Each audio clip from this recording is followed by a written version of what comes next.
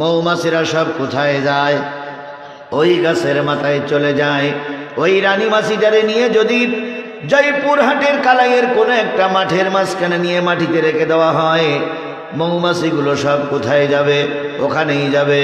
সাগরের মধ্যে যদি রানী মাছিটারে রেখে দেওয়া হয়, মৌমাছিরা সেখানেই চলে যাবে। আর যাওয়ার জন্য কোনো মাইকিং পোস্টারিং করা লাগে না। কথা কি ঠিক বললাম না বা ঠিক বললাম? তাহলে মৌমাছিদের ভিতর থেকে শিক্ষা নেন। একটা রানী মাছির মহব্বতে তারা মাঠের মাঝখানে যেতে পারে, গাছের মাথায় উঠতে পারে, সাগরের মাঝখানে যেতে পারে, মাঠের ভিতরে অবস্থান নিতে পারে, নৌকায় অবস্থান নিতে পারে। এটা যদি মৌমাছিদের সুন্নত হয়, ও আমার জাতি মুসলমানদের জন্য সবচেয়ে বড় জিনিসটার নাম হলো আল কোরআন। এটাই হলো মুসলমানদের মৌমাছি। কথা বলেন ঠিক না বে ঠিক? এই মৌমাছি যদি সাগরের মাঝখানে থাকে, মুসলমানরা সাগরের মাঝখানে চলে যায়। এই মৌমাছি যদি মাটির ভিতরে থাকে, মৌমাছির এই কোরআন যদি মাটির ভিতরে থাকে, মৌমাছি নামক মুসলমানরা মাটির ভিতরে চলে যায়। তার জ্বলন্ত প্রমাণ, একটু পরেই সন্ধ্যা হবে, মাগরিবের নামাজ হবে, নামাজের পরপরই এখানে কারা খেলা করবে? শিয়াল। এখানে খেলা করবে কি? শিয়াল। এই জায়গাটা শিয়ালের জায়গা। এখন আমরা আসরের নামাজের পর, আসরের সালাতের পর সবাই একত্রিত হয়েছি, কারণ আমাদের মৌমাছি রানী মাছি এই জায়গায় উপস্থিত। সেই রানী মাছিটার নাম কি? আরো জোরে বলেন, সেই রানী মাছিটার নাম কি? আমরা রানী মাছির টানে এসেছি, অন্য কারোর টানে এখানে আসি নাই।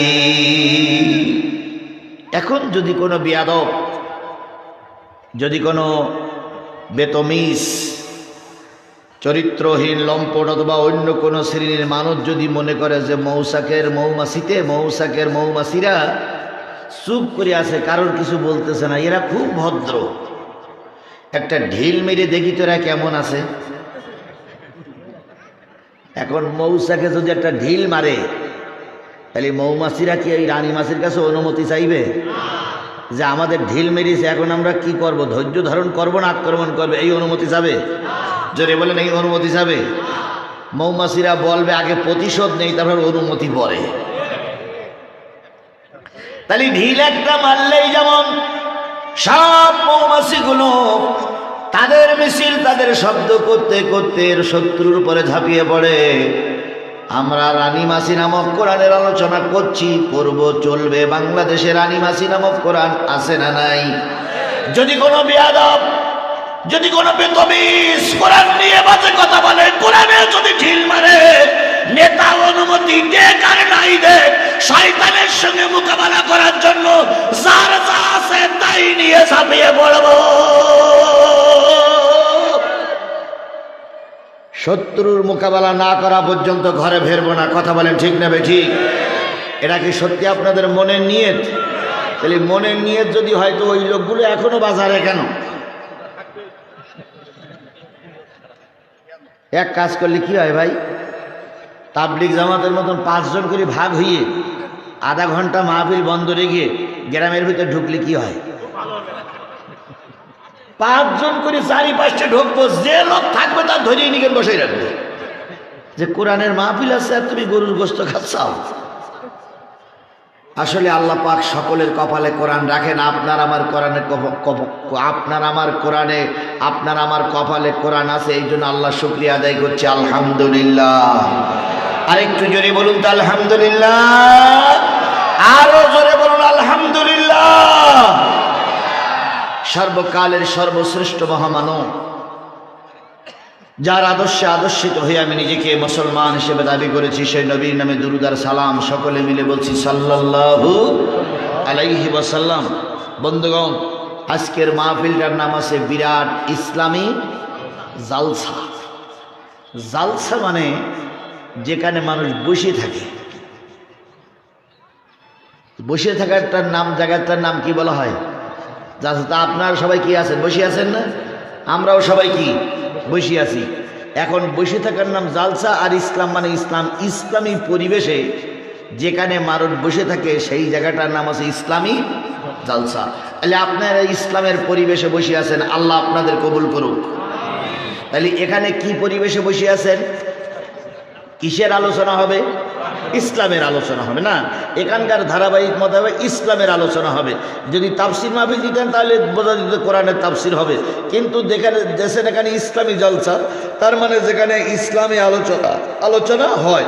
আচ্ছা বলুন তো, কোরআন ছাড়া ইসলাম আছে? কোরআন ছাড়া কি ইসলাম আছে? হাদিস ছাড়া কি ইসলাম আছে?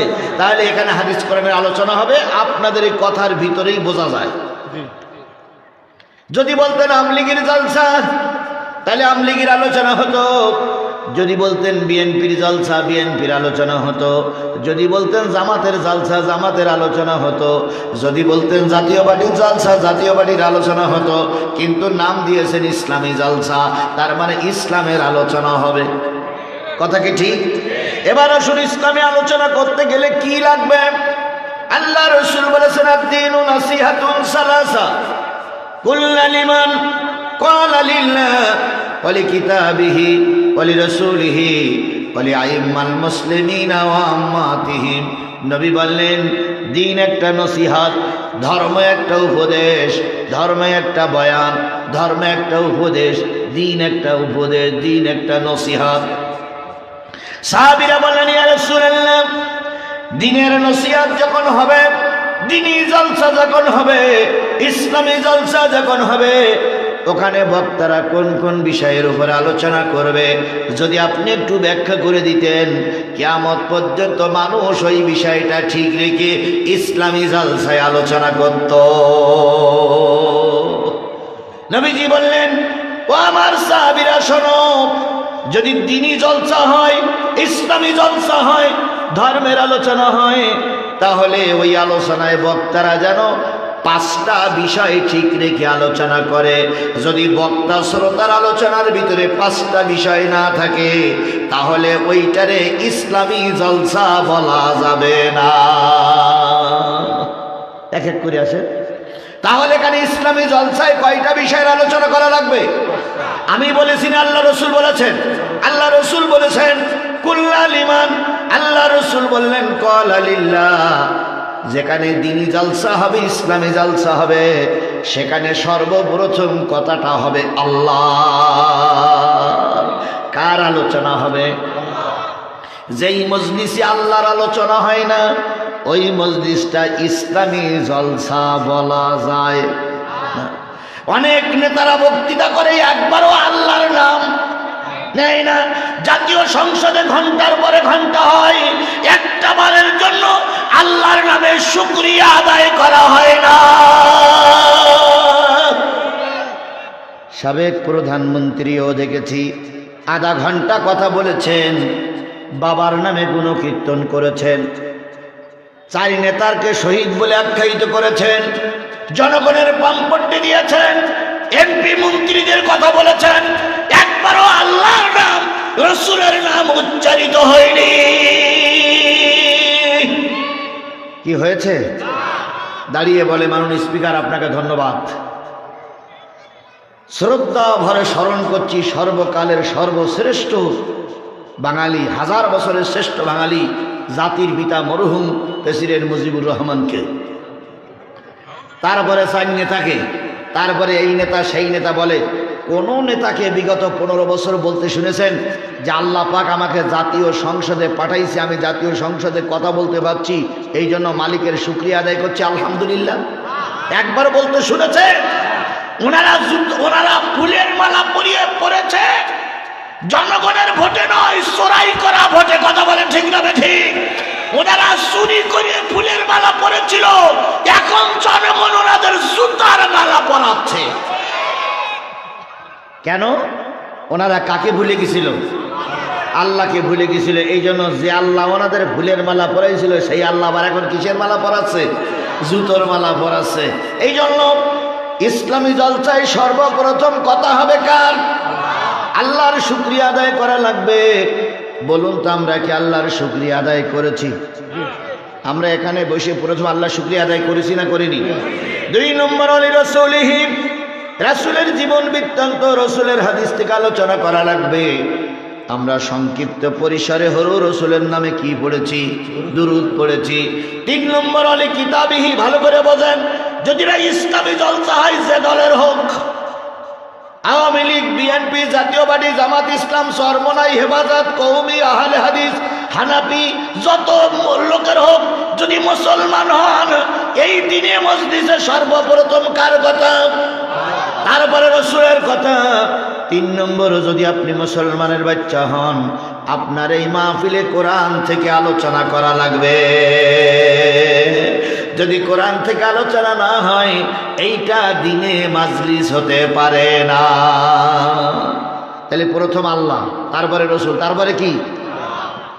ওয়ালি আইম্মাল মুসলিমিন ওয়া আম্মাতিহিম, সাধারণ মুসলমান। আপনারা কি সবাই আলেম? আপনারা কি সবাই আলেম? সাধারণ মুসলমান আছে না?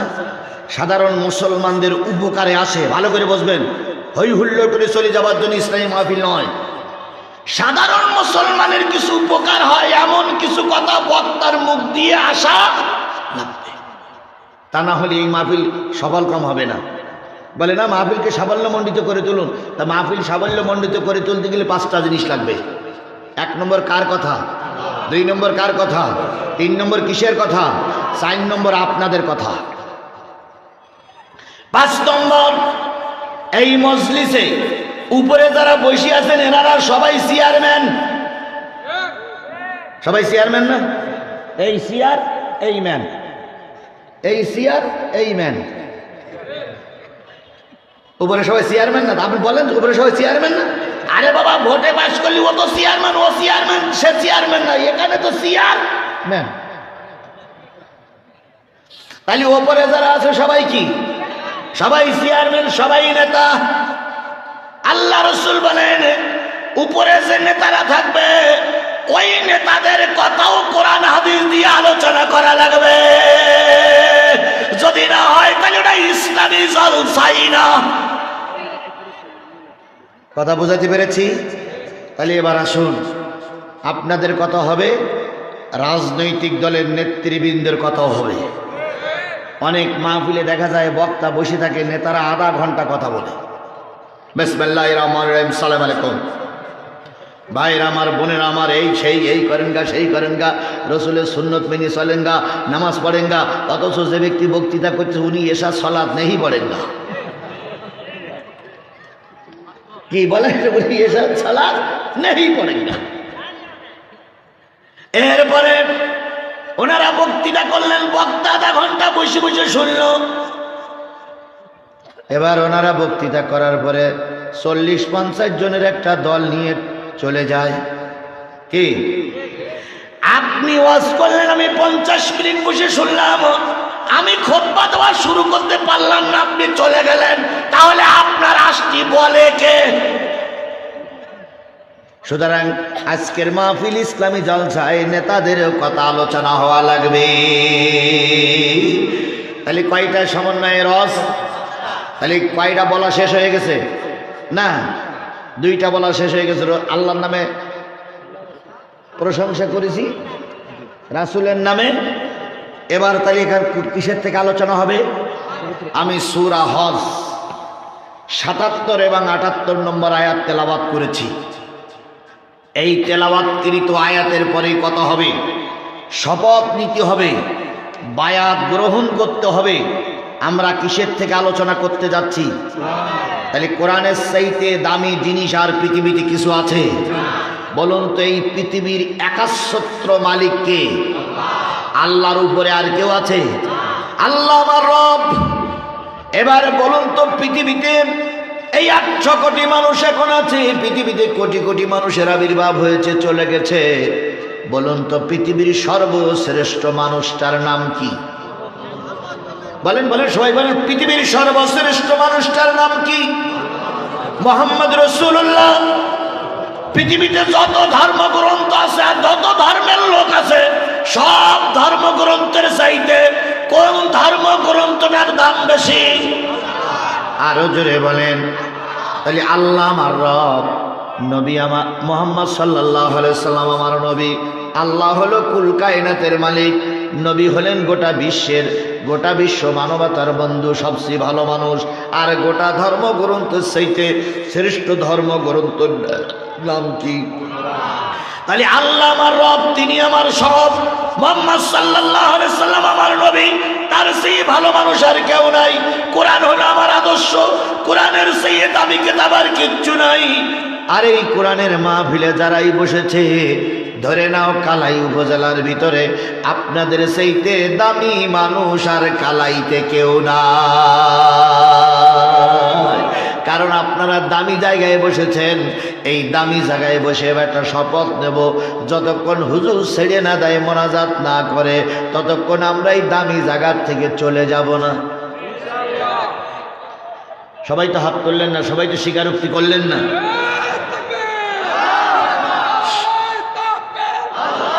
সবাই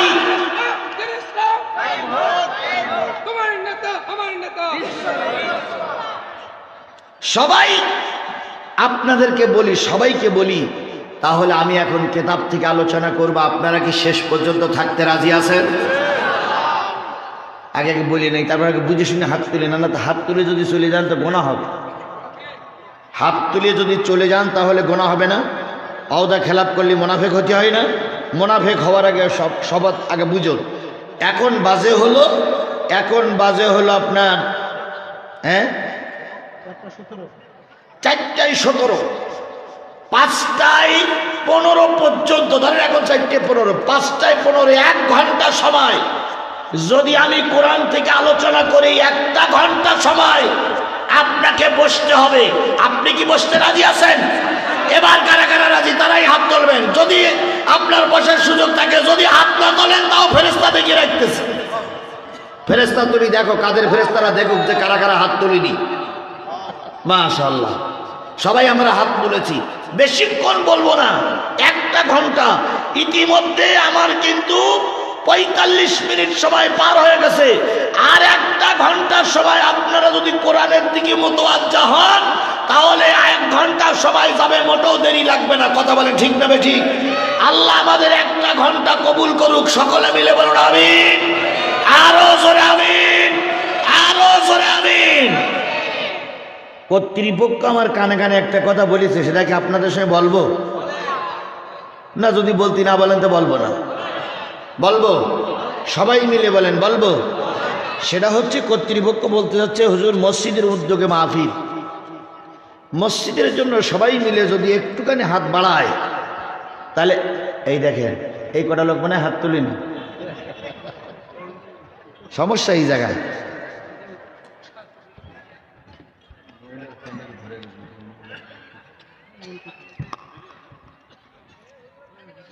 আবারও বলি, ভালো করে গুরুত্ব দেন। আপনারা কিছু টাকা দেবেন না ওয়াজ শুনবেন? এখন কিছু টাকা কি আপনাদেরকে দাবি করব না? শেষে দাবি করব, কিন্তু আপনি বলেছেন না, এটা মনে করে রেখেন, আমি শেষেই বলবো। আপনার কথাটা আমার মনে থাকবে ইনশাল্লাহ। আচ্ছা, দরকার নেই, এখন আমরা শেষেই করি। বন্ধুগণ, আমি আপনাদের সামনে কোন সূরা থেকে তেলাওয়াত করেছি? আর একটু জোরে বলেন, কোন সূরা? সূরা হজের মোট আয়াত সংখ্যা 78। 78টা আয়াতের ভিতর থেকে কয়টা আয়াতের আলোচনা করার জন্য নিয়ত করেছি? 2টা।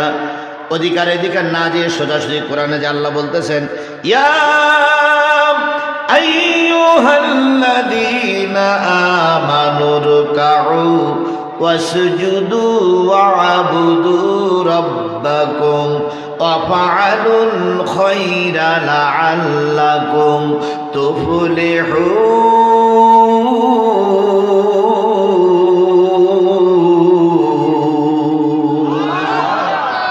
ওহে ঈমানদারেরা, আওয়ামী লীগ হও, বিএনপি হও, জামাত ইসলাম হও, জাতীয় পার্টি হও, হেফাজত হও, আর যাই হও না কেন, তোমাদের যদি ঈমান থাকে, ঈমান আনার পরেই যে কাজটা করবে সেটা হলো রুকু করার কাজ। ইমানদার লোককে আল্লাহ পাক কি বললেন? রুকু করতে বললেন। বলুন তো রুকু করা মানে কি? নামাজ না। রুকু করা মানে হলো মাথাটা নিচু করা, মাথাটা সারেন্ডার করা। সেটা মানুষের কাছে হতে পারে, পীর সাহেবের কাছে হতে পারে, নেতা নেত্রীর কাছে হতে পারে। মাথা নিচু করার নাম হলো রুকু। মাথা নিচু করার নাম কি? রুকু। সেজদার রুকু একরকম, নেতার কাছে মাথার রুকু একরকম, পীরের কাছে রুকু একরকম, আর আল্লাহর কাছে রুকু একরকম। আল্লাহর কাছে যখন রুকু করবেন, হাদিসের ভাষা হলো মাথা, পিঠ আর পাছা এক হয়ে যাবে। তিনটে কি হবে? মাথা, পিঠ, পিছন, তিনটে কি হবে? যদি মাজায় ব্যথা অসুবিধা না হয়, তিনটে এক হবার নাম হলো রুকু। আল্লাহ পাক বললেন আমার কাছে মাথা নত করো, পৃথিবীতে আর কারোর কাছে মাথা নত করা যাবে না, কারণ তুমি আমার গোলাম। আমাকে বাদ দিয়ে অন্য কারোর কাছে মাথা নত করো, এটা আমি আল্লাহ চাই না। তাহলে রুকু হবে কার উদ্দেশ্যে? আরো জোরে বলেন কার উদ্দেশ্যে? এবার বলুন তো, আল্লাহ বাদ দিয়ে আমরা কারোর কাছে মাথা নত করি না? করি না?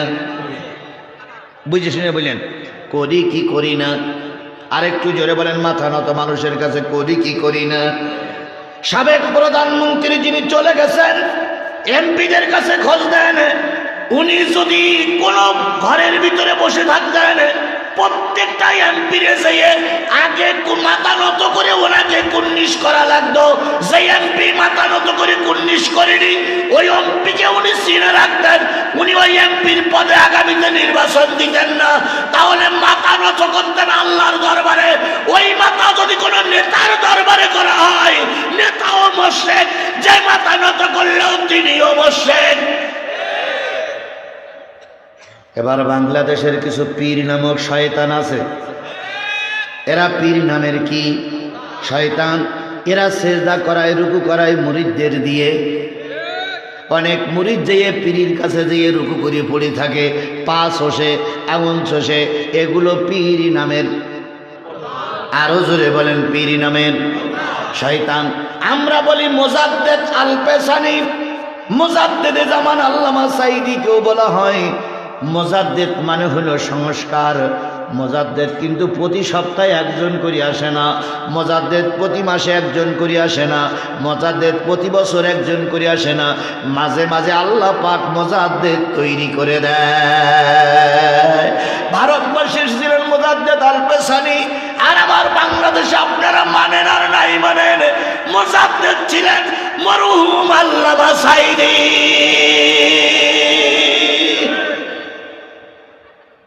আল্লামা সাঈদীর চাইতে বড় আলেম আমার সমাজে আছে না নাই? আছে। আল্লামা সাঈদীর চাইতে বড় বক্তা নাই, কিন্তু আল্লামা সাঈদীর চাইতে বড় আলেম আছে। ইয়েস, বাংলাদেশের সেরা। হ্যাঁ ঠিক, আপনার সঙ্গে আমি একমত। আলেম এক জিনিস আর বক্তা আর এক জিনিস।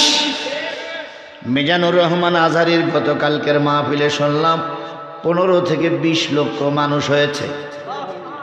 কোন জায়গায় বলেন তো? কালকে মাহফিল হয়ে গেছে যশোরে।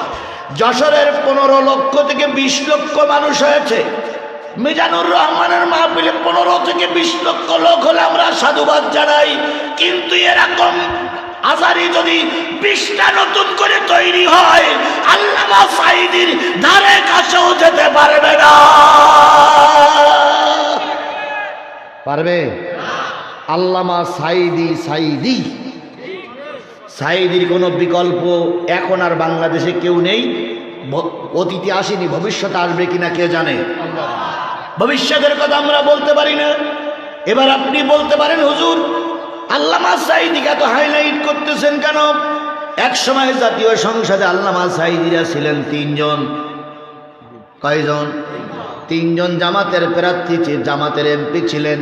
এমত অবস্থায় আল্লামা সাঈদী লক্ষ্য করলেন অন্তরের চক্ষু দিয়ে, যত এমপি জাতীয় সংসদে ঢোকে সব এমপিরা মাথা নিচু করেই ঢোকে, কুর্নিশ করেই ঢুকতে হয়।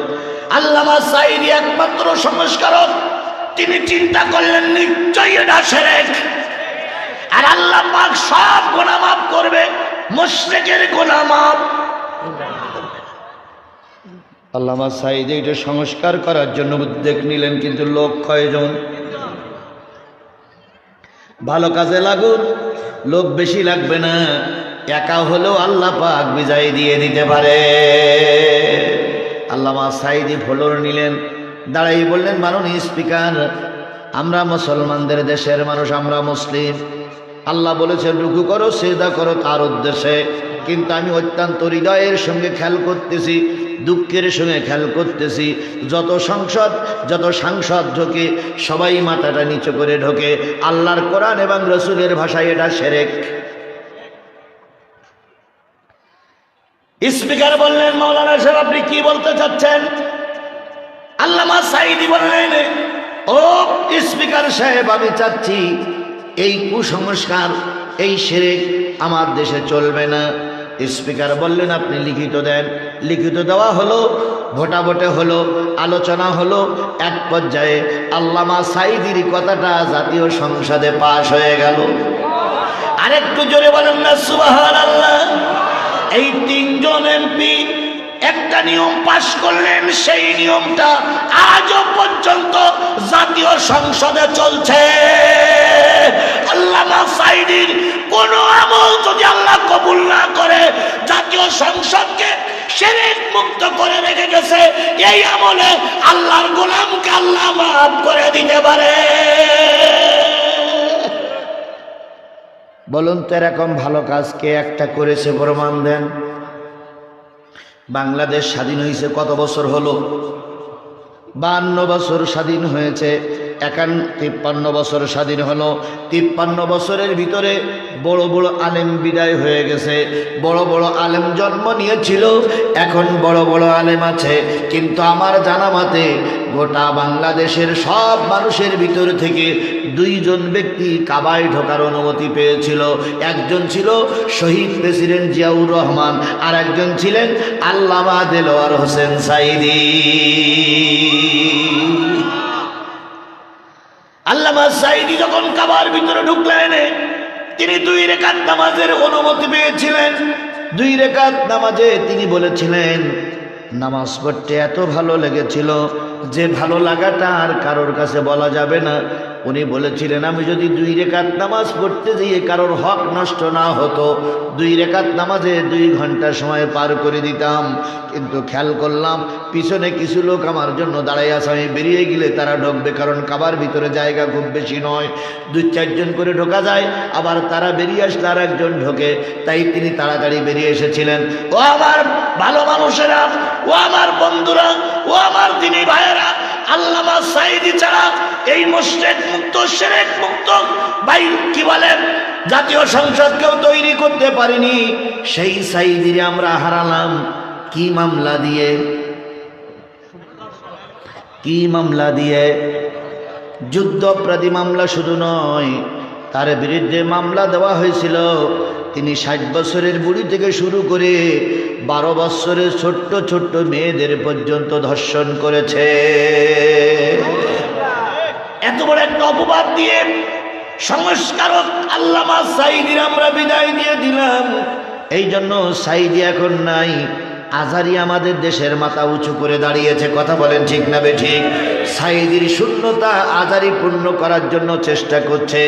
আল্লাহ পাক আজারির ব্রেন, মেধা, যোগ্যতা, ক্ষমতা, ইসলামী জ্ঞান আরও বাড়িয়ে দিক, যাতে করে সাঈদী সাহেবের জন্য কিছু শূন্যতা রয়ে গেছে, সাঈদী সাহেব চলে গেলে ওই শূন্যতা যেন পূর্ণ হয়ে যায়। আজারি এসেছে, কয় লক্ষ লোক হয়েছে?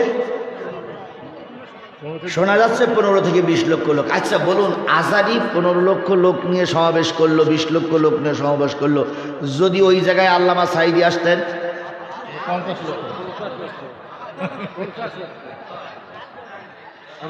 আপনাদের এই এলাকায় যদি মরহুম শহীদ আল্লামা সাঈদী আসে, এই কালাইয়ের মাঠে আলু খাত দিলেও হবে না, গোটা জয়পুরহাট ওনার জন্য সমাবেশের স্থল করা লাগবে। কথা বলে ঠিক না ঠিক?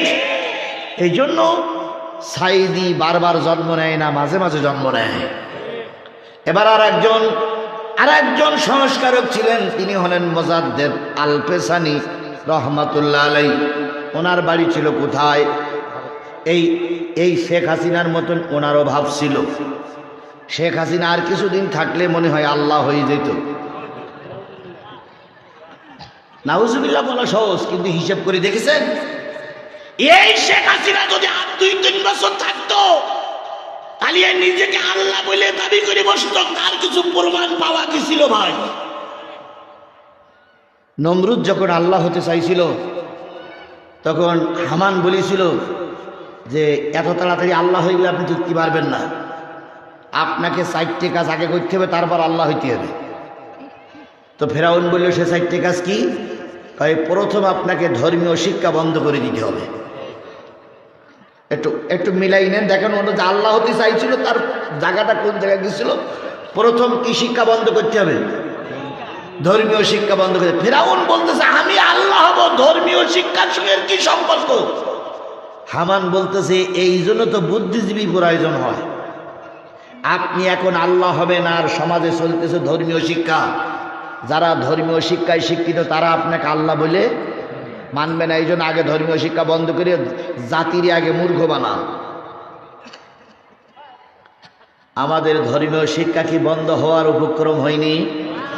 জোরে বলেন হয়নি?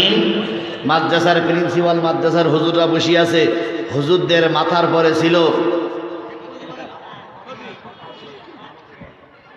সুতরাং ধর্মীয় শিক্ষা বন্ধ করে দেন। ফেরাউন বলল দিলাম। 2 নম্বর কি? 2 নম্বর 40 বছর অপেক্ষা করতে হবে। এরা 1 বছর বাড়াই দিয়েছিল।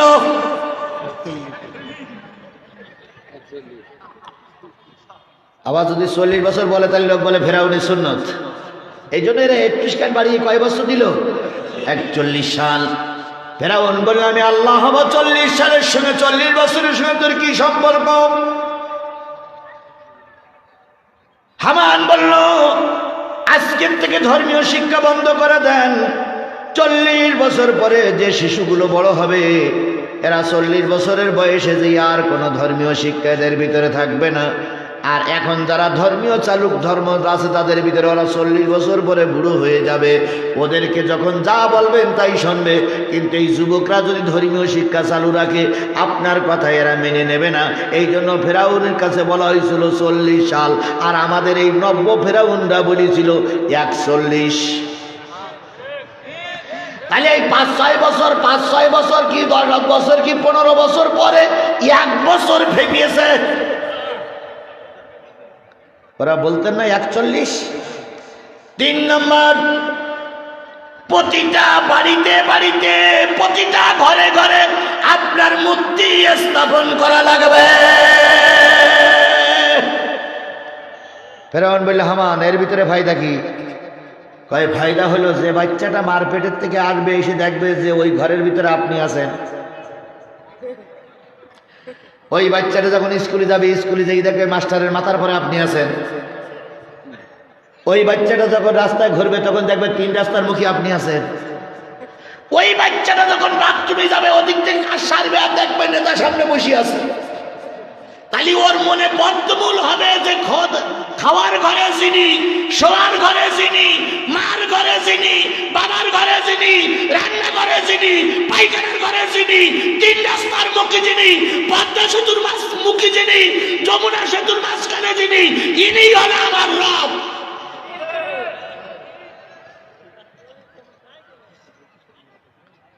ফেরাউন বলল এমনি কি তোর নামটা কি হামান? তোর আসলে মাথায় বুদ্ধি আছে। ফেরাউন ঘোষণা করলো ধর্মীয় শিক্ষা বন্ধ করে দাও। চালু হয়ে গেল ধর্মীয় শিক্ষা। এই ফেরাউনের বাচ্চারাও 8ম শ্রেণী পর্যন্ত কোন ধর্মীয় শিক্ষা আমার দেশে চালু ছিল না। 8ম শ্রেণীর পরে যদি কেউ ধর্মীয় শিক্ষা নিতে চায় সেটা ওদের জন্য ঐচ্ছিক সাবজেক্ট, কম্পালসারি সাবজেক্ট নয়। কথা বলেন কথা বলেন। ঐচ্ছিক সাবজেক্ট, তার মানে তুমি নিলেও নিতে পারো, না নিলেও না নিতে পারো। এই ফেরাউনের বাচ্চারা চালু করেছিল হিন্দু মুসলমানকে বিয়ে করবে, মুসলমান হিন্দুকে বিয়ে করবে, শুধু রেজিস্ট্রি করবে, কালেমা পড়ে মুসলমানও হওয়া লাগবে না, ওই দলেও ঢোকা লাগবে না। এই সরকারে চালু করেছিল। এই জন্য তো ওনার পুত্রবধূ ছিল খ্রিস্টান। কি ওনার একমাত্র ছেলের বিয়ে দিয়েছিল কাদের মেয়ে? এই এসব কথা কি সব কিছু ভুলে গেছেন? এই 6 মাস যায়নি তাই ভুলে গেছেন, আর 2 বছর পরে তো আপনারা কিছুই মনে রাখতে পারবেন না। এখন কিছু লোক যখন এই কথাগুলো হয়, দেখেন কিছু লোকের মুখ টুক কালো হয়ে হনুমানের মতন মনে হচ্ছে যেন ওনাদের কলিজা আমি ছিঁড়ে এসতেছি। তারপরে কিছু কিছু লোক কয় কি, কিছু কিছু লোক বলে ওনারা তো চলেই গেছে, এখন আর ও আলোচনা করে লাভ কি? এরম কথা বলা লোক আমার সমাজে আছে না? এই জোরে বলেন আছে না? এবার আমি আপনার কাছে প্রশ্ন করি, ফেরাউন তো অনেক বছর আগে মারা গেছে, এই মাহফিলে ফেরাউনের আলোচনা করে লাভ কি? নমরুদ তো বহুত বছর আগে চলে গেছে, প্রতিটা মাহফিলে নমরুদের আলোচনা করা হয় কেন? 1450 বছর আগে আবু জেহেল চলে গেল, প্রতিটা মাহফিলে আবু জেহেলের তিরস্কার করা হয় কেন? তাহলে ফেরাউনের আলোচনা করা যদি জায়েজ হয়, নমরুদের আলোচনা করা যদি বৈধ হয়, আবু জেহেলের কথা বলা যদি ফরজ আইন হয়ে দাঁড়ায়, এই শেখ হাসিনা নামক আবু জেহেল ফেরাউনের আলোচনা করা প্রতিটা বক্তার জন্য জরুরি, শ্রোতার জন্য শোনাও জরুরি। কারণ ফেরাউনের চাইতে বড় ফেরাউন ছিল এরা, নমরুদের চাইতে বড় নমরুদ ছিল এরা। ওই যে মামুনুল হক একটা ওয়াজ করেছে, শুনেছেন আপনারা? শুনেছেন? না শুনেন তাকে বলি, মামুনুল হক বলতেছে এরকম একটা গ্লাস নাও, গ্লাসের ভিতরে 1 গ্লাস পানি নাও, নেওয়ার পরে ফেরাউনের হাড় কঙ্কাল যেখানে আছে ওখানে তুলে এনে এই গ্লাসের ভিতরে শুবইয়ে ধুয়ে মুছে আবার ওখানে নিয়ে যাও, পানি বলে ওইভাবে থাকবে। কয়েকদিন পরে নমরুদের কঙ্কালটা তুলে এনে এর ভিতরে সুবাই ধুয়ে মুছে আবার কঙ্কাল ওখানে রেখে এসো। তার কিছুদিন পরে আবু জেহেলের কঙ্কাল তুলে নিয়ে আসবা, এখানে ধুয়ে মুছে এর ভিতরে রেখে ধুয়ে আসবা। তারপরে একটা টুপিওয়ালা নেবা, আব্দুল্লাহ বিন উবাই নামক টুপিওয়ালারে নিয়ে আসবা, এই টুপিওয়ালারা এর ভিতরে শুয়োবা। শুবানোর পরে 4 নেতা শুবানোর পরে পানির কালার একটু ভালো হবে কি খারাপ হবে যা হবে, এই কালার পানি বাংলাদেশের কোনো নারীর যদি খাওয়ানো হয়, আর ওই নারী যদি কোনো মেয়ে সন্তান ভূমিষ্ঠ করে, ওই নারীটাই হবে শেখ হাসিনা।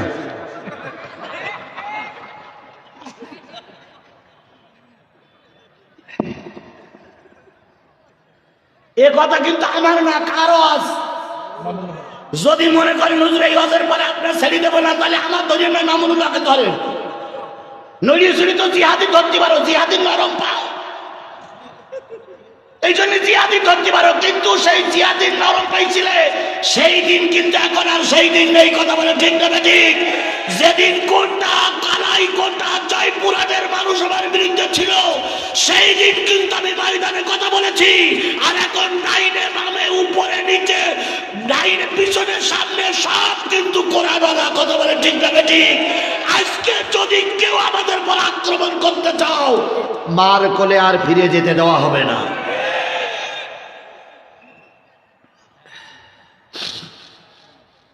কথা ঠিক? তাহলে ফেরাউন খোদা হবে কয়টা জিনিস?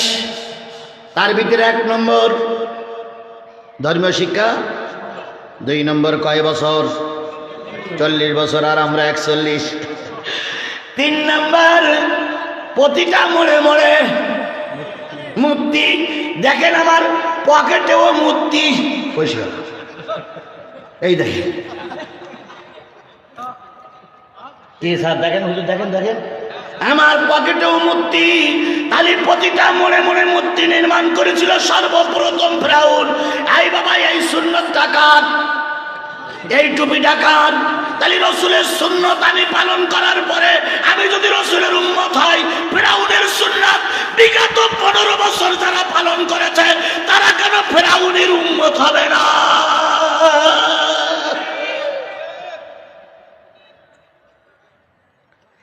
তাহলে গেল 3 নম্বর।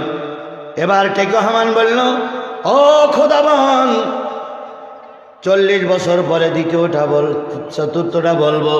4 বছর 40 বছর পার হয়ে গেল। 40 বছর পার হওয়ার পরে ঠিক হামান বলতেছে, এবার প্রধানমন্ত্রী রাষ্ট্রপতি ফেরাউন বলতেছে চতুর্থটা কি?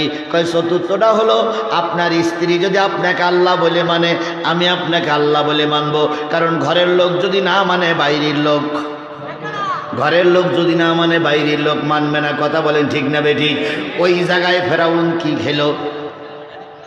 ঠিক আমাদের এই সাবেক ফেরাউনের বাচ্চা সব জায়গা ঠিক করলো, কিন্তু নিজের নিয়োগ প্রাপ্ত ওয়াকারুজ্জামানের কাছেই ধরা খেয়েছে।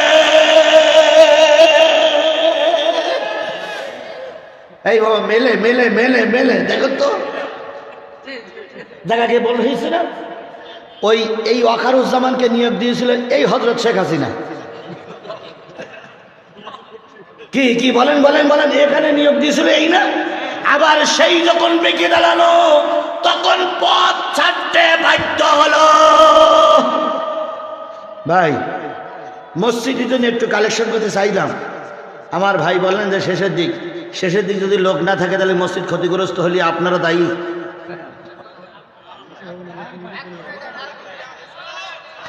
ভাইরে এই যে মসজিদ, ওই দেখেন ওই দেখেন ওই দেখেন, এখন কেবল শুরু করিনি, তার আগে দেখেন জুতো খেতা নিয়ে হাঁটা শুরু করেছে।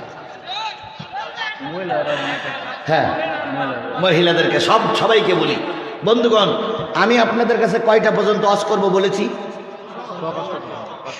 এখন কয়টা বাজে?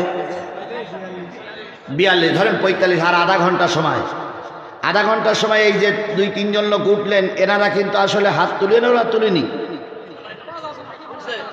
হ্যাঁ আপনার আগে আছে বাবা বসেন, বাবা বসেন। অন্তত শোনেন আমি বলি, অন্তত মসজিদের কালেকশন করা পর্যন্ত হাত তোলার পরে চলে যাচ্ছেন, মুনাফেক হবেন আপনি, আমি নয়। তবে আমার একটু দাবি হলো মসজিদের কালেকশন না হওয়া পর্যন্ত কোন লোকের যদি পেশাবো লাগে পায়খানাও লাগে এই 5টা মিনিট বসতে হবে। এরপরে আমি আবার যখন আলোচনা শুরু করব, আপনার যদি মনে চায় আপনি থাকবেন, না চাইলে আপনি চলে যাবেন, কিন্তু যতক্ষণ মসজিদের জন্য কালেকশন চলবে 5টা মিনিট, এই 5টা মিনিট প্রয়োজনের অপ্রয়োজন যে কোনো অবস্থায় ওঠা যাবে না। আমাদের একটা খাসলাত আছে, সেটা হচ্ছে টাকা চাইলে মানুষ চলে যায়, টাকা না দেয়, কিন্তু বসে থাকলেও তো আর 5টা লোক দিতে পারে। আচ্ছা বলুন তো, এই মসজিদের জন্য কালেকশন করা হচ্ছে, মসজিদের জন্য চাওয়া হচ্ছে, যদি এইটা চালু না রাখতে পারি, যদি এইটা টাকা নিবন্ধের হাতে তুলে দিতে না পারি, আগামী বছর এখানে যদি যাত্রা হয় তার জন্য আমরা দায়ী নয়? এই মুসলমান কথা বলেন, তার জন্য আমরা দায়ী নয়? এই জন্য আমি আপনাদের কাছে দাবি করছি, যেহেতু লোক সংখ্যা দিনের বেলায় কম, এই জন্য 50টা করে টাকা আপনাদের একটু দিতে হবে। সবাই পকেটে হাত দেন, তো আমিও হাত দিচ্ছি, আপনারাও হাত দেন, সবাই হাত দেন, আমিও হাত দিচ্ছি, সবাই হাত দেন, জি সবাই হাত দেন, আমিও হাত দিচ্ছি, জি।